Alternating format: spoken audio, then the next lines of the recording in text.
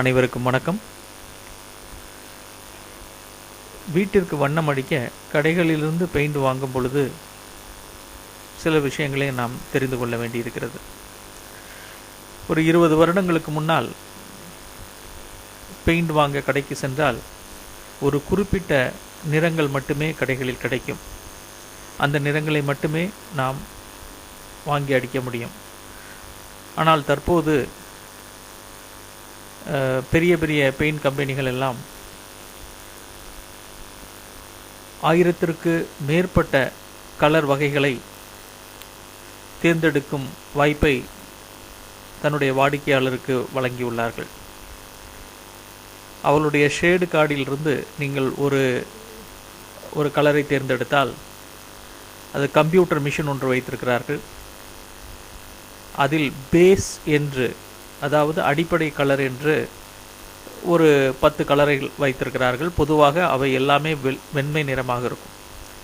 அதை கொண்டு அந்த கம்ப்யூட்டர் மிஷினுக்கு அடியில் வைத்து நீங்கள் கேட்கும் கலரை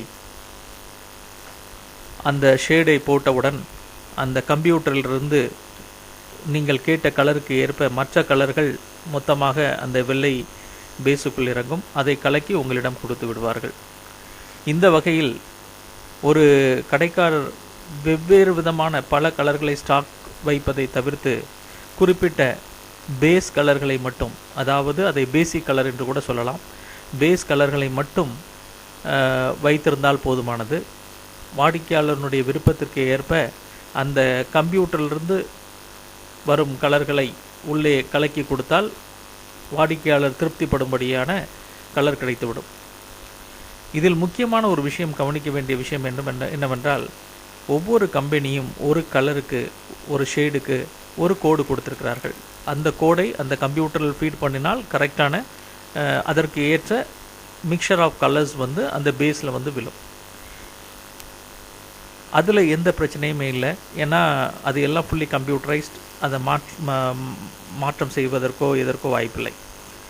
ஆனால் ஒவ்வொரு கம்பெனியும் ஒரு கலருக்கு, ஒரு குறிப்பிட்ட கலருக்கு இந்த வகையான பேசிக் கலரை தான், அதாவது அந்த வெண்மை நிற கலர் சொன்னேனே, அதில் ஒரு குறிப்பிட்ட வகையைத்தான் நீங்கள் உபயோகப்படுத்த வேண்டும் என்று சொல்லியிருக்கிறார்கள்.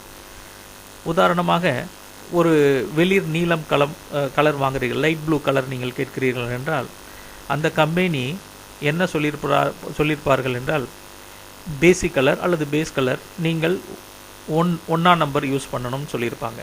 அப்போ அந்த கடைக்காரர் அந்த பேஸ் நம்பரையோ அல்ல பேசிக் நம்பர் வெண்மை 1வது நம்பரை எடுத்து வைத்து அந்த கலரை மிக்ஸ் பண்ணினால்தான் நீங்கள் எதிர்பார்த்த கலர் கிடைக்கும். ஆனால் பல நேரங்களில் அந்த கடைகளில் அந்த பேஸ், கரெக்டான பேஸ் அவைலபிள் இருக்காது. உதாரணமாக அங்கே பேஸ் 2 இருக்கலாம், அல்லது இந்த பேசிக் கலர் 2 இருக்கலாம். அப்போ என்ன செய்வாங்க, அவங்க அந்த பேஸ் 1 கலரை வைப்பதற்கு பதிலாக பேஸ் 2 கலரை வைத்து அந்த கலவையை கலக்கி விடுவார்கள். அப்பொழுது என்ன நடக்கும் என்றால், நீங்கள் எதிர்பார்த்த அந்த லைட் ப்ளூவை விட சற்று டார்க்காக அந்த கலர் அமையும். அதாவது இப்படி வைத்துக் கொள்ளுங்களேன், நீங்கள் பேஸ் 1க்கு பதில் 2 உபயோகப்படுத்தினால் கொஞ்சம் டார்க்காக இருக்கும். அதேபோல் பேஸ் 3க்கு பதில் பேஸ் 2 யூஸ் பண்ணினீர்கள்னா கொஞ்சம் பிரைட்டாக இருக்கும். ஸோ அந்த கலர், அந்த எந்த பேஸ் வைக்கணும்னு சொல்கிறது ஒரு இம்பார்ட்டன்ட் ஃபேக்டர். அதை அந்த கம்பெனிகள் வாடிக்கையாளனுடைய நலனுக்காக அந்த ஷேடு கார்டிலே கொடுக்கறது கிடையாது. அது கொடுத்துருந்தாங்கன்னா நம்மளே போய் கடையில் கேட்கலாம், சார் இந்த பேஸை யூஸ் பண்ணுறீங்களா, அல்லது நம்ம அதை வாட்ச் பண்ணலாம் இந்த பேஸ் யூஸ் பண்ணுறாங்களேன்னு. அதை அந்த கம்பெனிக்காரங்க கொடுக்குறதில்ல, வெறும் ஷேடு கோடு தான் கொடுக்குறாங்க. ஸோ நம்மளுக்கு அந்த பேஸை பற்றி ஒரு ஐடியா இல்லை. இப்போ உதாரணமாக ஒரு கடைக்காரர் எடுத்துக்கோங்க, அவர்கிட்ட பேஸ் 2 தான் ஸ்டாக் இருக்குதுன்னு வச்சுக்கோங்க. அந்த பேசிக் 2 கலர் தான் அவர் ஸ்டாக் வச்சுருக்கிறாருன்னா, அவர் என்ன பண்ணுவார், இப்போ நீங்கள் கேட்கும் போது பேசிக் 2 போட்டு உங்களுக்கு அந்த கலரை கொடுத்துருவார். நீங்கள் அது கொஞ்சம் டார்க்காக இருக்கும். திருப்பி நீங்கள் அடுத்த பர்ச்சேஸ் பண்ண போகும்போதும் அவர் அதே பேசிக் 2 யூஸ் பண்ணார், எழுதி வச்சுருப்பார். நிச்சயமாக பேசிக் 2 போட்டார்னா உங்களுக்கு தொடர்ந்து வாங்குகிற பர்ச்சேஸ்லையும் எந்த வித டிஃப்ரென்ஸையும் நீங்கள் கண்டுபிடிக்க முடியாது. ஸோ நீங்கள் நினைப்பீங்க இந்த கலர் தான் நம்ம கேட்ட கலர் தான் அப்படின்னு. ஆனால் கொஞ்சம் டார்க்காக இருக்குன்னு வச்சுக்கோங்க. நீங்கள் அவங்ககிட்ட ஒரு கோரியை எழுப்புறீங்கன்னா, சார் இந்த கலர் கொஞ்சம் டார்க்காக இருக்கே அப்படின்னு சொல்லி எழுப்புனீங்கன்னா அவங்க சொல்லுவாங்க, இல்லை சார், ஷேட் கார்டை விட எப்போவுமே கலர் வந்து கொஞ்சம் டார்க்காக தான் இருக்கும் அப்படின்னு சொல்லி உங்களை கன்வின்ஸ் பண்ணிடுவாங்க.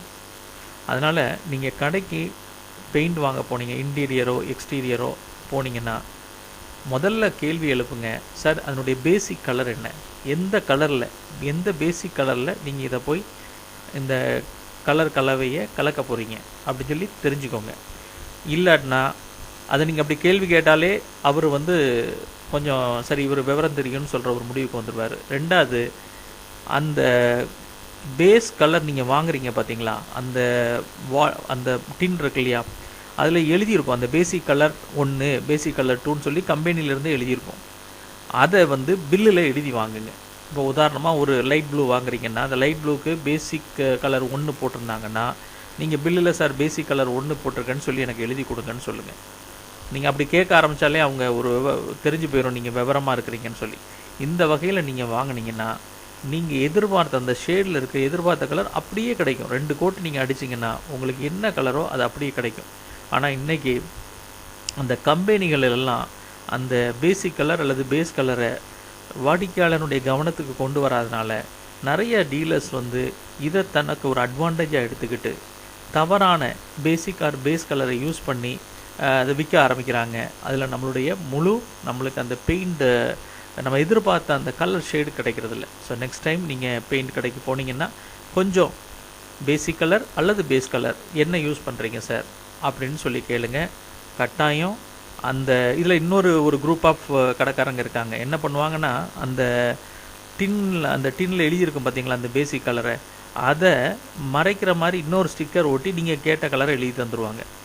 எதுக்குன்னா நீங்கள் அதில் என்ன பேசிக் கலர் இருக்குதுன்னு சொல்லி உங்களுடைய நாலேஜுக்கு வந்துடக்கூடாதுன்னு சொல்கிற மாதிரி இப்படி பண்ணுவாங்க.